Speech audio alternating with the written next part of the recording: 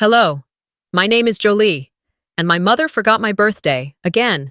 The next day, she didn't send an apology. She sent me a bill, $18,300, for my sister's yacht party. When I told her no, she didn't ask why. She didn't even pretend to care. She just called me what she always wanted to believe I was, useless. So I did what I never had the courage to do before. I cut everything off. But cutting them out didn't just reveal how cruel they'd become. It showed me how much of my life had never really been mine. They stole my name. They drained my bank account. They sold a version of me to strangers online. Why didn't I speak up sooner? And what happens when the quiet daughter finally says, "Enough"? There was a time, many years ago, when I believed birthdays were sacred, that even the most fractured families would pause, if only for a moment, to say, "I'm glad you were born."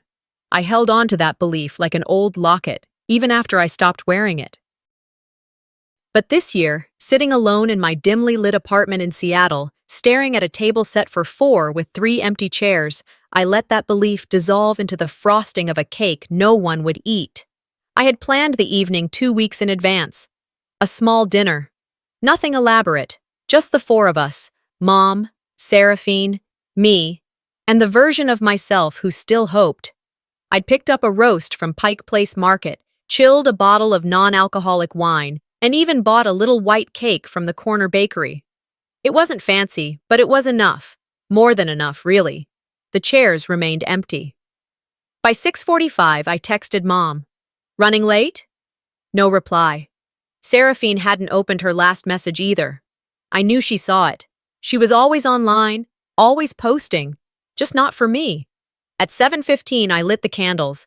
Maybe if I just started, they'd show up. Maybe they were doing that thing where they walked in while I blew them out. Some weird last-minute surprise. But the candles flickered down in silence. I watched the wax melt into the icing, and still, nothing. It was 8:20 when I blew them out myself. I didn't cry, not out loud. The room was too quiet for that. Crying would have sounded like begging, and I had promised myself, no more begging for crumbs.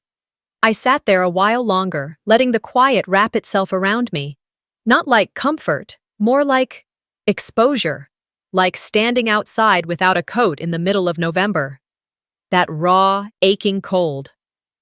Funny how some hurts don't need to scream to be sharp. Some just sit next to you at an empty table, staring like a mirror. After I cleared the plates that no one used, I poured a glass of wine and curled up on the couch. The glow from the city outside crept in through the blinds, casting long shadows on the walls. I stared at my phone, hoping for at least a belated text. Something simple. "Happy birthday, kiddo." Or maybe just an emoji. A thumbs up would have sufficed. But the screen stayed dark. Around midnight, I gave up.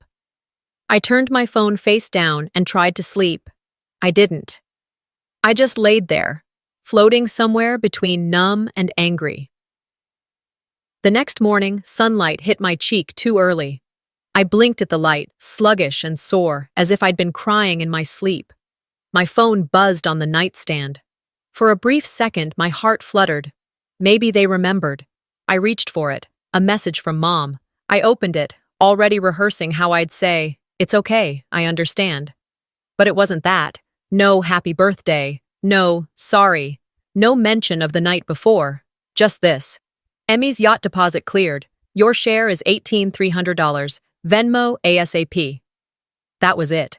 No punctuation, no warmth, no awareness of what that message meant after last night. I read it again and again. Then I laughed, not the good kind, the kind that leaves a crack in your chest. I sat up in bed, staring at the message. Emmy, Seraphine's stage name. The persona she used online when selling her spiritual clarity coaching packages. Her voice was all over TikTok. "If they don't celebrate you, cut them off." God, the irony. I opened the breakdown attached to the message. They'd actually itemized it. Champagne, floral arches, rented private chef. My name was scribbled in the share column. $18,300. The price of being their ATM? No birthday dinner, no text, no call. But here was the bill, sent without shame, without context. as if I were just another line item in the budget. I didn't respond right away. I didn't scream. I didn't throw the phone.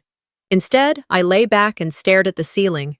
And somewhere between the cracks of my heart, a single, clear thought emerged. You're not forgotten. You're exploited. I thought of all the small charges I'd ignored over the years. Spotify, Netflix, the skincare subscription Seraphine had sent to Mom's house as a gift. I paid those without question. That's what daughters do, right? But suddenly, every transaction felt like a slap. I wasn't invisible because I didn't matter. I was invisible because they needed me to be. Because the moment I was seen, really seen, I might stop giving. That realization didn't make me cry. It made me cold. Colder than I'd ever been. I got up, made coffee, and stared out the window. Rain streaked the glass, soft and steady. I whispered to myself, barely loud enough to hear, "You just made a mistake you'll regret." Not a threat, a promise. I didn't respond to the invoice. Not right away. I wanted to, desperately, to type something biting, something that could finally slice through years of false niceties, but I didn't. Instead, I waited. I poured myself another cup of coffee, opened the curtains, and sat quietly in the corner chair where I usually scrolled through work emails. The same chair where I'd helped my mom apply for her refinance last fall. The same one I used when transferring money to Seraphine for that emergency root canal she never mentioned again. Everything in that apartment had history, and most of it wasn't mine alone. Mid-morning came with a ding, a voicemail. From her. I didn't even realize I'd been holding my breath until I played it. "You're useless," Mom said. Just like that. No greeting, no preamble. "After everything we've done for you, this is how you thank us?" She hung up before I could hear another word. Or maybe that was all there was. I sat with it for a moment, replayed it once, then again. Useless. I never thought a word that simple could feel like a punch.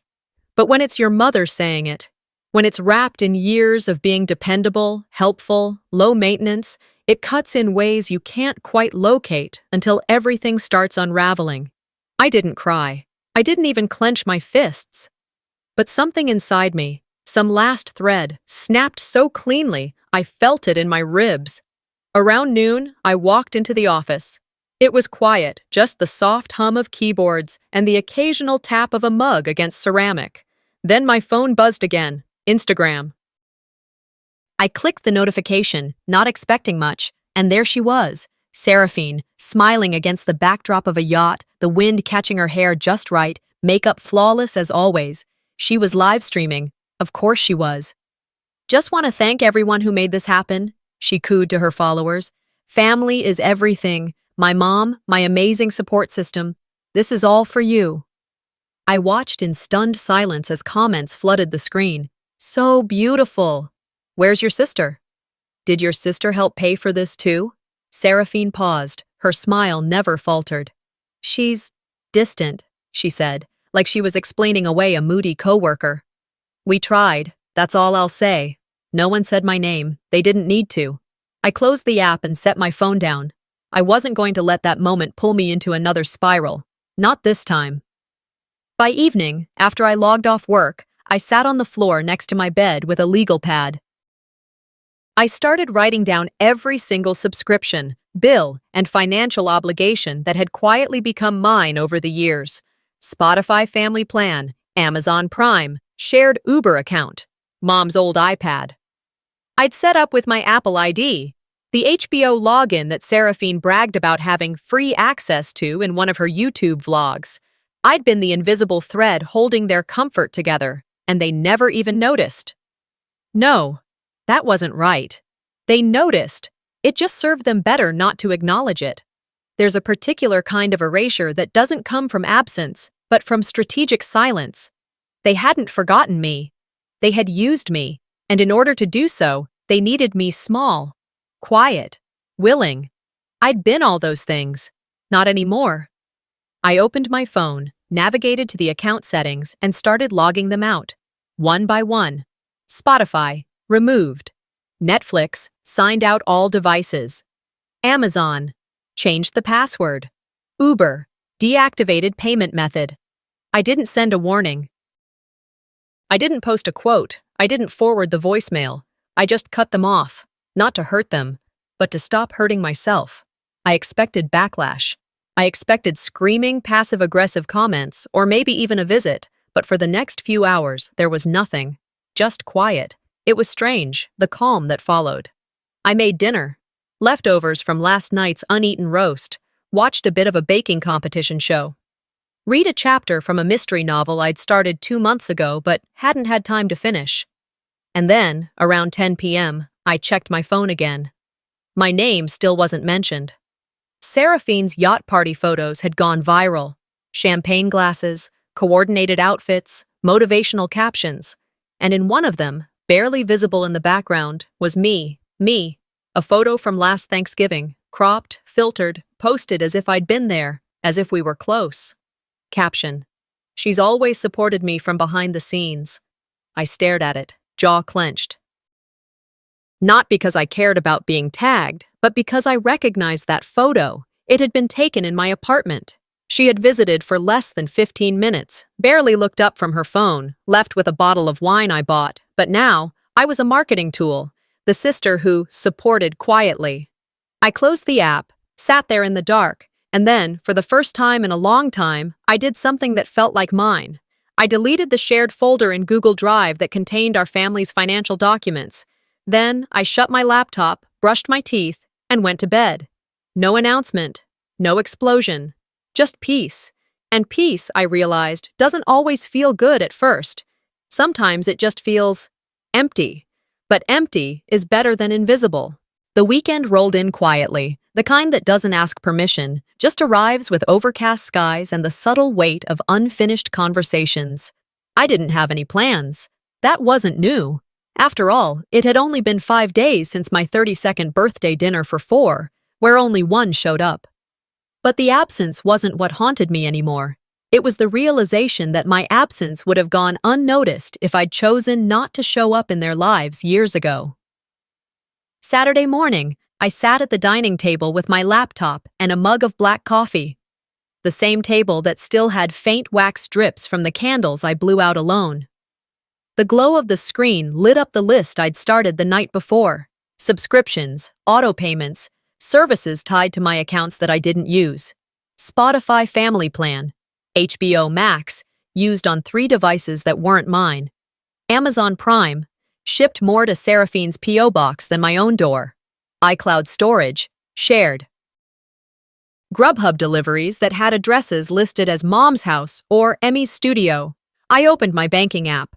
The monthly charges weren't insignificant, $14.99 here, $29.99 there. But they added up, especially over 6 years. And I wasn't just talking about streaming services. I was talking about student loan payments temporarily covered that never got paid back. Car repairs for a vehicle I didn't own. Even the floral subscription Seraphine posted about every spring. Grateful for weekly beauty in my life, paid with a card tied to my name. I scrolled back, all the way to a dentist bill from 3 years ago. My name, her appointment, and I just let it happen. No, not just let. Enabled. Why? Because asking for repayment always felt like betrayal, like stepping out of the unspoken agreement that being the dependable one meant you didn't get to need things. I sighed and pushed the laptop away. A memory bubbled up that I hadn't thought about in years. It was Seraphine's 16th birthday. The party had been everything you'd imagine in a teen rom-com. Outdoor tent, DJ, a photo booth, custom cupcakes, her face on the invitations. There was even a damn chocolate fountain. I helped Mom hand out party favors that night, dressed in a hand-me-down dress and 2 tight shoes. 3 months later, when my own birthday came, I got a dinner plate with burnt lasagna and a card that read, "To our rock, you never ask for anything." I was 16. That was the year I stopped asking. My phone buzzed, yanking me back to the present. I picked it up, expecting some generic update from a store or maybe a work email. But it was a name I hadn't seen in years. Mrs. Lori. She lived 2 houses down from where I grew up, had a loud wind chime and a louder laugh. I hadn't spoken to her since I moved to Seattle. Jolie, the text read. I saw something online about your sister's yacht party. Made me think of you. Hope you're okay. It took me a minute to respond. When I finally did, I simply said, I'm fine, thank you. She sent one more message. I always thought it was strange. Your mother used to tell people, at least one of my daughters makes me proud. Never mentioned you much. I should have said something sooner. I'm sorry. I set the phone down and walked away, not because I was angry, but because I needed a moment to breathe through the sting of knowing that even the neighbors saw it. It wasn't favoritism, it was erasure. Back at the table, I looked at the growing spreadsheet I'd started tracking all the financial history. This wasn't an accounting exercise anymore, it was an autopsy. I scrolled further through my statements, clicked through old email receipts, opened up the archived section of my inbox, something I rarely did. That's when I saw it. An invoice from a wellness center, billed under my name. I clicked. 2 sessions per week, for 6 months. Client, Jolie Carter, only I'd never stepped foot in that place. I'd never even heard of Inner Reset Therapy Group. The address was familiar though. It was 2 blocks from Seraphine's apartment. Attached to the invoice was a note from the provider. Thank you for keeping your account current. We'll send the next billing cycle on the 5th. I blinked at the screen, heartbeat slowing. This wasn't just streaming passwords or shared subscriptions. This was identity. This was fraud. I double-checked the insurance ID used. It was mine. She'd filed therapy under my name. My insurance, my records, and Mom, who always prided herself on keeping things in the family, would have known. I stood up slowly, heart pounding, the room narrowing just a little, walked to the sink, poured out what was left of my coffee, and rinsed the mug with hands that had begun to shake. There's a difference between feeling invisible and realizing you've been reduced to a utility. They didn't just forget me, they used me like a printer, like a bank account, like a resource, and I'd let them, not anymore. The first thing I did that Monday morning, even before brushing my teeth, was open the Venmo app. Not out of habit, this wasn't routine, this was ritual. I typed in Mom's handle, the same one I'd used to send money for holiday groceries, Seraphine's dog's emergency vet visit, and the infamous spa day that turned into a 2-night retreat in Napa. It auto-filled without hesitation, like my generosity had left a digital trail. I entered the amount, $1. In the memo line, I wrote 3 words, I'm not on board. Then I hit send and set my phone down like it was on fire. I didn't feel immediate satisfaction. It wasn't that kind of moment. It felt more like a final click of a lock. Something sealed. Something done. I poured myself a cup of coffee and stood at the kitchen window, watching a pair of pigeons peck at the rooftop across the alley. The city was slow to wake, the sky still holding on to that sleepy gray. They don't even know what they've lost yet, I murmured. Not money, not access. Me. I was the one who remembered Mom's doctor's appointments, helped Seraphine organize her tax documents, kept the emergency credit card topped off for surprises. But none of that ever translated to value in our family. It was just expected, like the utilities, always on, always available. Until now. After breakfast, I opened Instagram. I shouldn't have. I knew better, but curiosity has a way of slipping past common sense. Seraphine had just posted a new reel. Family always shows up. Grateful for every soul who lifted me up, the caption read beneath a slow-motion montage of her yacht party. Champagne flutes clinking, waves crashing, a drone shot of the deck covered in rose petals, and there, blurry but unmistakable, was a photo of me. It was from last year's Thanksgiving, a side profile. I was laughing at something off camera. She'd filtered it, added soft lighting, and made it look like I'd been there celebrating with her. I hadn't been invited. She'd taken the photo off my own page. Guess who made this all happen behind the scenes? One comment read. She's so lucky to have a sister like that. Another added. I closed the app. My stomach twisted, not from jealousy, but from that hollow ache of being misrepresented, of being cast in someone else's story as a character I never agreed to play. I didn't text her. I didn't comment. Instead, I opened my laptop and went to work. First stop? The credit cards. I logged into the 2 accounts where I was the primary holder. One had been opened 5 years ago, temporarily, when Mom's credit was in a weird spot. The other had been used mostly by Seraphine, who needed it for travel points when booking flights to influencer retreats. I revoked all authorized users. Then I moved on to Apple ID. Changed the password, kicked out every linked device I didn't recognize. Netflix, gone. Hulu, logged out of all devices. Amazon, canceled Prime, shared Google Drive folders, archived. I didn't send an announcement. No email, no FYI text. They'd find out soon enough. I paused when I got to Dropbox. There was a shared folder Mom had created called Family Archives. Inside were scans of old photos, recipes from Grandma, tax documents, and a video labeled Seraphine's First Brand Deal Pitch. I hovered over it. Then, I dragged the folder to my private account, changed the permissions, and deleted the shared link. That was mine now. All of it. By late afternoon, I'd done more digital cleaning than I had in years. Not just unsubscribing, but disentangling. It felt surgical, precise, necessary. When the sun started to dip, I lit a candle, not for ambiance, not for warmth, but for intention. I placed it at the center of the table where the unused birthday cake had sat just days ago. Then I turned off every light but that one. No music, no noise, just me, the flame, and the knowledge that everything was different now. That night, I made dinner. Simple. Roasted vegetables and brown rice. I didn't check my phone, didn't refresh notifications. I watched an old documentary about penguins and fell asleep before 10. At 3 in the morning, I woke to a buzzing phone. Text from Mom. What did you do? No greeting. No punctuation. Then another. I tried to log in. It's saying incorrect password. Fix it. And another. Seraphine can't access the Dropbox. We have a deadline. This is childish. I stared at the screen in the dark, the candle long extinguished. I didn't reply. Not because I didn't have words, but because silence, used correctly, can be the loudest response of all.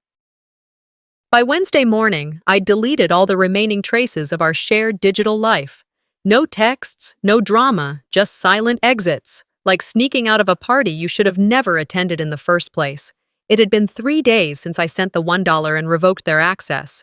3 days without contact, not a single word from Mom, not even a cryptic emoji from Seraphine. I should have felt triumphant. But instead, I felt like a wire pulled too tight, waiting for the snap. That snap came at 9:13 a.m. I was checking my emails when a voicemail alert popped up. Mom. Her name alone was enough to send a strange warmth crawling across my skin. Not comfort. Irritation mixed with a pinch of dread. I played it. Jolie, sweetheart, it's Mom. Her voice began, too soft, too sweet, like a customer service rep reading from a script. I've been thinking a lot about us. I know things have been tense. Can we meet, just the two of us? Let's talk. I miss you. I really do. Maybe we can go for coffee. Just talk. That's all. It wasn't the message itself that rattled me. It was the softness, the tone that had always made me feel like maybe, just maybe, this time would be different. I stared at the wall for a full minute after it ended. Then, against every better instinct, I texted her back. Sure, tomorrow morning, 10 a.m., Cafe Marlowe. I hit send and closed my eyes. The next day was colder than expected. Gray skies hung low over the city, and a light drizzle smeared itself across the cafe's windows. I got there early and picked a table near the back, away from the door, with a view of the rain-damp street. She arrived at 10:06, dressed in an off-white trench coat, perfectly pressed. She smiled like nothing had happened. Hi, honey, she said, arms outstretched. You look tired, but good. I hugged her, not tightly, and we sat down. Small talk followed. Weather, work. She asked if I was still seeing that guy from accounting, even though I hadn't mentioned him in over a year. I let it slide. Then, just as the server brought our drinks, she reached into her bag. I brought something, she said, sliding a folder across the table. I didn't touch it. What is it? I asked, though I already knew. A simple thing, a financial document, just a quick signature. For what? She smiled, too wide. There's a fund Seraphine's trying to access. Emergency relief. Just needs your name on it. Nothing serious. You won't be liable. I looked at her, really looked. You're joking. No, listen. It's for her business. The coaching thing. You know she's helped a lot of people. This loan. So this isn't about me at all. I cut in, voice even. She blinked, tone shifting. Don't be dramatic. I pushed the folder back toward her. Let me ask you something, I said. When was the last time you invited me to something that didn't involve money? She tilted her head. That's not fair. No, what's not fair is using me as a financial safety net and calling it love. Jolie, don't twist this. Your family. No, I said, standing up. I was your resource. That's different. I left her sitting there, hands on a folder she could no longer pretend wasn't a contract of betrayal. Back at home that evening, I sat on my bed, the silence around me thick and absolute. I opened my laptop and began to scroll through my email, needing distraction, or maybe something else. I typed insurance into the search bar. A trail of unread messages popped up, buried in promotional junk. One caught my eye. Mental health session invoice, Jolie Carter. Dated 6 months ago. I clicked. Inside was a billing notice. Weekly sessions with a Dr. Calvin, paid through my insurance. I'd never met a Dr. Calvin in my life. I dug deeper. The address of the therapy office was 2 blocks from Seraphine's loft. My chest tightened. I downloaded the statements. Opened another from 4 months earlier. Same details, same provider. Only this time, the session notes were included. Client exhibits signs of anxiety related to public perception and career validation. Client is working to identify emotional boundaries with her sibling. My name, her issues, filed under my identity. There wasn't a word for what I felt. Shock didn't cover it. Rage didn't either. It was something colder, tighter, like a vice closing slowly around my sense of self. I opened a new tab and searched the provider. Legitimate, licensed, which meant my name wasn't used as a placeholder. It was used to obtain services. Fraud. I stared at the screen, jaw clenched. She had used me to get therapy about me. Somewhere in the apartment below, someone slammed a cabinet. It echoed up through the floor, like a cue. I opened a new window, logged into my company's HR portal, and clicked Schedule Call under Legal. When the phone rang, I answered before the first full buzz. Hi, this is Jolie Carter. I need to speak with someone about identity misuse, possibly insurance fraud. A pause. Then the voice on the other end asked gently, Have you filed a police report yet? Not yet, I said. But I'd like to start documenting everything. I opened my drawer, pulled out a fresh notebook, and titled the first page, Legal Record, Family Misuse. Because silence had always been their weapon. Now, I was building my own. 2 days had passed since the coffee shop ambush. 2 days since I stared across a wobbly table at the woman who called herself my mother, only to realize she wasn't asking for reconciliation. She was negotiating access. I hadn't heard from her since, but the silence wasn't heavy. It wasn't a weight this time. It was space. Finally, I had room to breathe. Saturday morning, I made myself a large mug of coffee, sat down at the kitchen table, and opened my laptop. I had already started organizing the evidence, digital breadcrumbs that, until now, I had never thought to collect. But now I was building a case. Not for court, maybe not yet, but for clarity. For truth. I opened my receipts folder first, the Yacht invoice, the therapy billing statement under my name, the Dropbox activity logs, screenshots of texts asking for money, transactions where I paid. Every time they'd taken something from me and made it look like love, I had the documentation now. I started taking photos, screenshots, cropping details, highlighting dates. Then I opened Facebook. It took me a full minute before I hit Create Post. My fingers hovered over the keys as I considered how much to say, how much to hold back. I decided there would be no poetry, no cryptic metaphors, just facts. For anyone wondering where I've been, here's what silence looks like. I uploaded the invoice first, then the birthday table, 3 empty chairs, cake untouched. Next, a screenshot of a text from Seraphine thanking me for always stepping up when Mom and I fall short, followed by bank statements with charges clearly not mine. I ended with a short timeline, 3 birthdays forgotten, over $60,000 spent across 5 years, and 1 medical insurance fraud.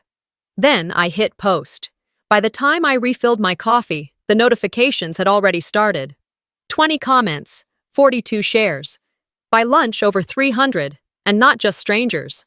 My old college roommate commented, "I had no idea." "You've always been the strong one," an old coworker. "I remember you skipping lunch to help your mom refinance. This is awful." And then, messages, private, from people I barely remembered, but who clearly remembered me. "You were always invisible, but never forgotten by us. I relate to this more than I want to admit. I'm proud of you." I didn't cry. I thought I would. But what I felt was something else. Release. Not revenge. Not spite. Just air. Like I'd been holding my breath for years and finally exhaled. That evening, as I was scrolling through the messages, another email slid into my inbox. Encrypted. Subject: "I think you should see this." The sender's name took me a moment to register. Joran. He used to be Seraphine's assistant. Polite, quiet, often overlooked. I remember him carrying ring lights and editing her videos while she barely said thank you. I clicked the message. Inside, an audio file, a series of screenshots, and a note. "I'm sorry I didn't speak up sooner. I couldn't. But I kept records. She used your credit to qualify for 3 sponsorships. One of them still active. The voice memo is from a call she didn't know I recorded. I hope this helps." My hands didn't shake this time. I clicked the audio. Seraphine's voice, clear and confident. "She'll never find out. She's too quiet. That's her role. She cleans up after the mess. Then disappears." Silence. Then her laugh. That smug, performative laugh I knew so well. I leaned back in my chair, pressed pause, and stared at the ceiling. There it was, proof. Not just that she used me, but that she expected me to stay silent forever. I forwarded the email to my legal folder and saved copies to an external drive. Then, out of curiosity, I opened Instagram. Seraphine's page was still up, polished photos, bright filters, fake captions, but something was different. A comment under her latest post, "Why did Lux Skyn drop you?" Another, "Is it true you used your sister's credit to get brand deals?" I refreshed the page. Her post had been edited. The caption shortened. The location tag removed. Then a few minutes later, a new notification popped up. Lux Skyn official account. "We have ended our partnership with Seraphine Carter due to verified misuse of financial documents and misrepresentation of identity. We do not tolerate unethical conduct, especially involving family harm." I stared at the screen. I didn't smile. I didn't cheer. I just whispered, "That's one." Not because it was petty, but because justice doesn't always roar. Sometimes it arrives in measured statements and brand PR language. But it arrives. And this was just the beginning. By the next morning, I should have known it wouldn't end there. The Lux Skyn statement had made the rounds overnight. Screenshots of my post were reposted on Reddit. TikTok commentary videos were popping up with thumbnails reading things like, "Wellness influencer used sister's identity." I had become a headline I never asked for, but not the kind that made me shrink. And yet, even with the truth laid bare, I underestimated how far they would go. I was sitting at my desk, the kind of early Wednesday where everything feels stuck in molasses. I had a Zoom meeting scheduled for noon and a spreadsheet open that I hadn't touched for 10 minutes when the email arrived. Subject line, "Urgent, HR meeting request." My stomach dropped. Not in fear exactly, in recognition. I clicked. The message was brief. "Please report to conference room 4A at 10:30 a.m. today for a confidential meeting. A report has been filed concerning your professional conduct." 10 minutes later, I stood outside the glass doors of the conference room, fingers cold around my company ID. Inside sat our HR director, Elena, and the legal liaison, Mark. Both wore expressions carefully neutral, the kind that told me this wasn't a conversation, it was an inquiry. "Hi, Jolie," Elena began as I sat down. "We received an anonymous submission late last night. It included attachments we felt needed to be addressed immediately." Mark slid a printed email across the table, typed in bold font. The header read, "Concern for employee mental stability." Below were 3 PDF files, fabricated therapy records, faked appointment summaries, and a cover letter signed by someone pretending to be my previous therapist. I didn't need to read all the way through. I recognized the language, the way they always weaponized concern. "She's been unstable for years, just hides it well.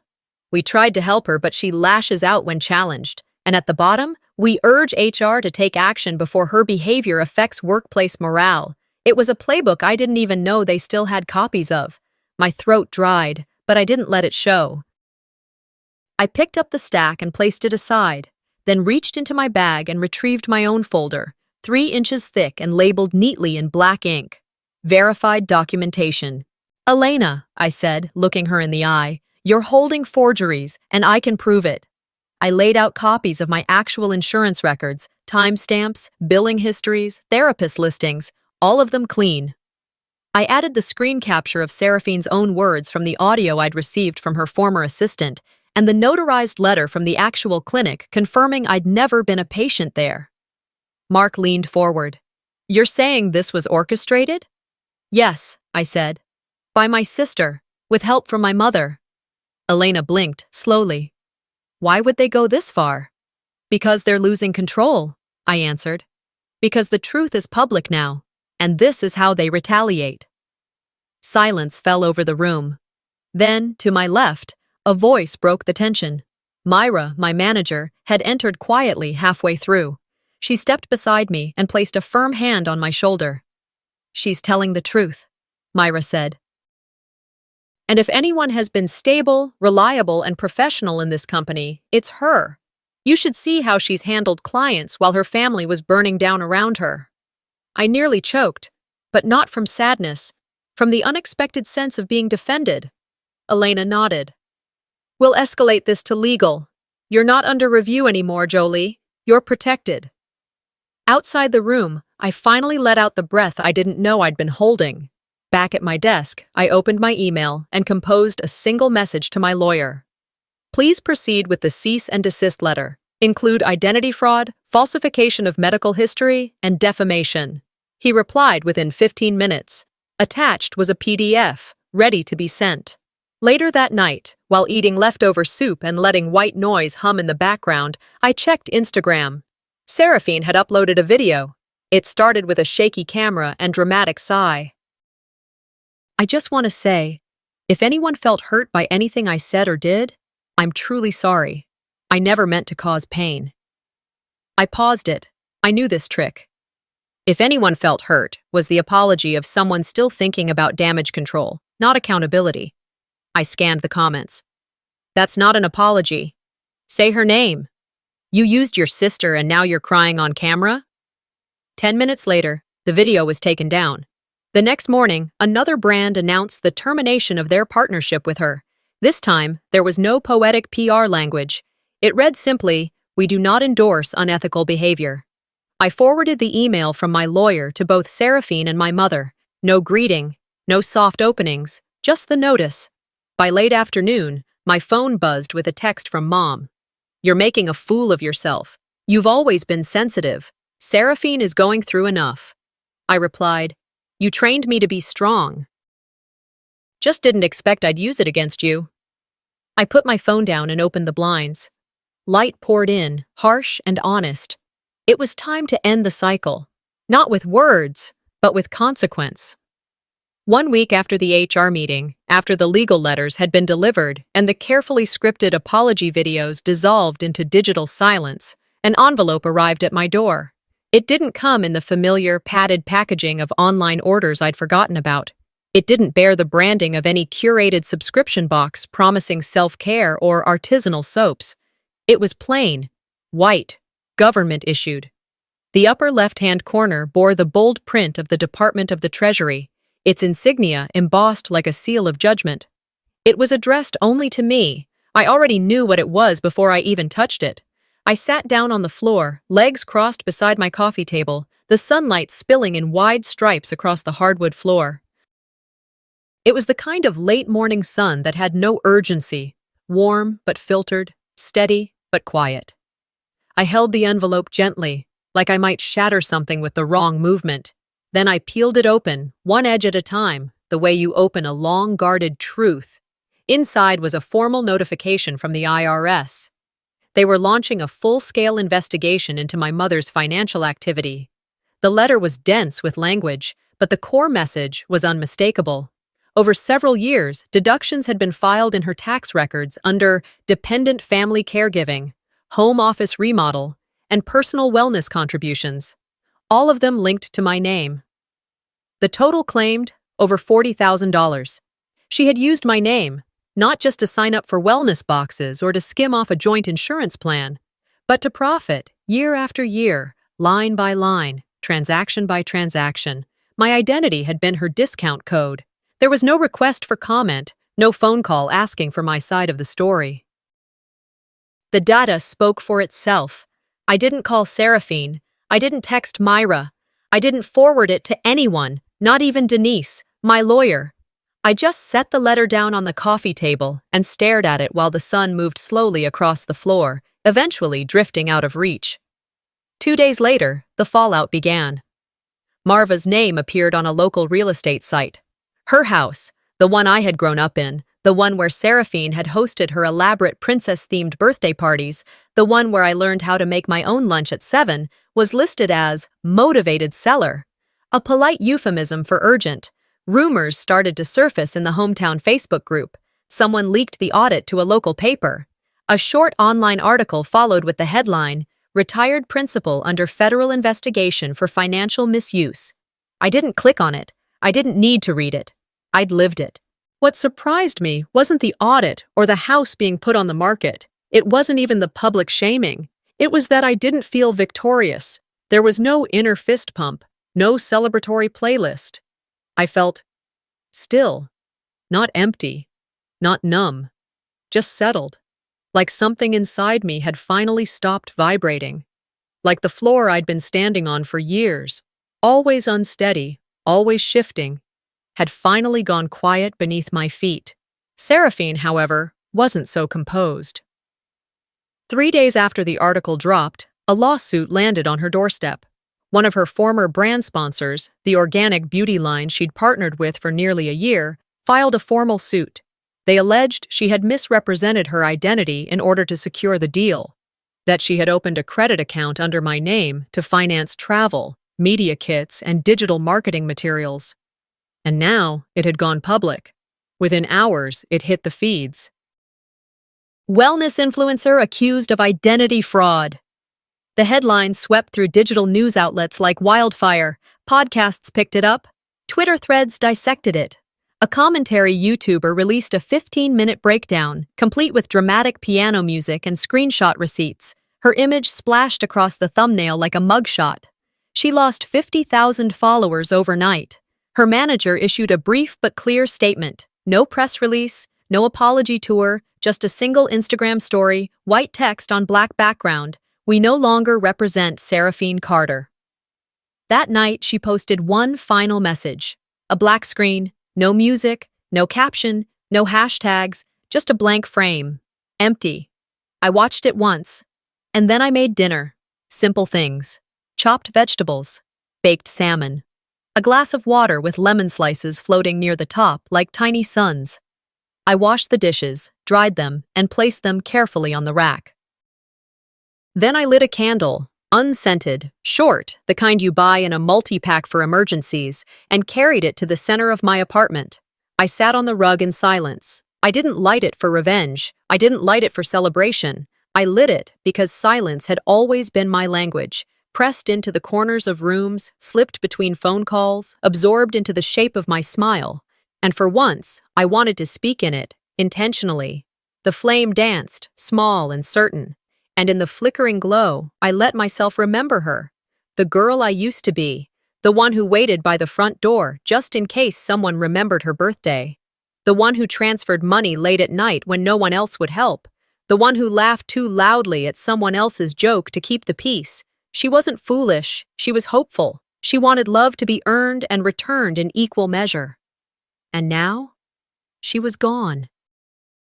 In her place stood a woman who had reclaimed her name, her credit, her apartment, her calendar, her evenings, and her breath. I leaned toward the flame and whispered, softly, so softly I'm not sure anyone else would have heard it. This time, I wasn't invisible, and I meant it.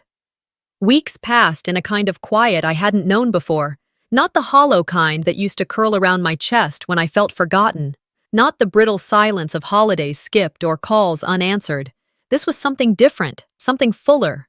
It was like sitting in a room that had finally been cleared of all its clutter, where every breath echoed, not with apology, but with intention. Nothing pressing, nothing loud, just me and the stillness I had earned. By mid-March, the days had lengthened, but the wind still held winter's teeth. The morning air wrapped around my sleeves like it couldn't decide whether to let go or linger. That's when Henrietta called. Her voice cracked before she even said hello. "I have something for you," she said quietly. "From your grandmother. She asked me to wait until you were ready. I think now's the time." There was a pause. Not the awkward kind, but the reverent kind. The kind that made you want to whisper. We met the next morning in a small park on the city's edge, just past the river bend. It was early. The light hadn't fully stretched across the ground yet. The trees were still bare, but their branches swayed like they knew color was coming.